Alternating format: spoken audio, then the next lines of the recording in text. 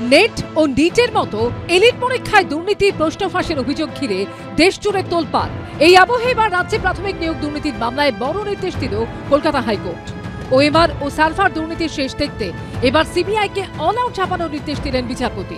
Digital data উদ্ধার করতে দেশ বিদেশের যে কোনো বিশেষজ্ঞ যে কোনো সংস্থার সাহায্য নিতে পারবে কেন্দ্রীয় এজেন্সি, আর তার জন্য প্রয়োজনীয় অর্থ দিতে হবে প্রাথমিক শিক্ষা পর্ষদকে।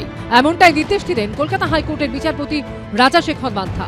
কয়েক মাস আগে ওএমআর শিট মূল্যায়নকারী সংস্থা এস বসু রায় অ্যান্ড কোম্পানির প্রোগ্রামার পার্থ সেন এবং ডিরেক্টর কৌশিক মাঝির বিরুদ্ধে নিম্ন আদালতে চার্জশিট দিয়ে সিবিআই দাবি করে 2014 সালের টেটে 152 জন প্রার্থীর নাম ছিল উইথহেল্ডের তালিকায়, অর্থাৎ এমন প্রার্থী যাদের নথিপত্রে কোনো সমস্যা আছে।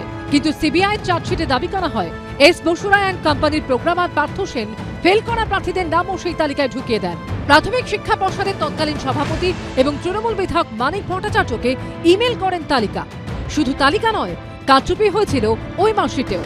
চার্জশিটে সিবিআই দাবি করে ওএমআর স্ক্যানে ইনফ্রারেড প্রযুক্তি সম্পন্ন অত্যাধুনিক যন্ত্র ব্যবহার করা হয়েছিল, যেখানে ওএমআর গুলি টেক্সট ফাইল হিসেবে স্টোর হতো, যাতে তাতে রদবদল করা যায়।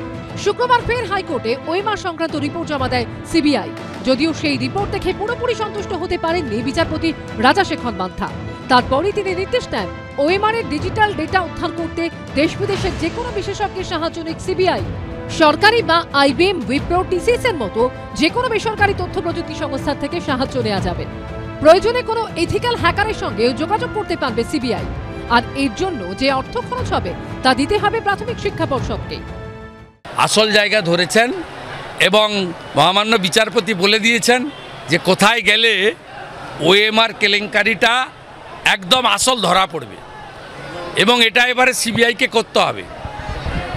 এজেন্সি আর ধানাই পেনাই না করে আদালতের নির্দেশ কার্যকর করুন।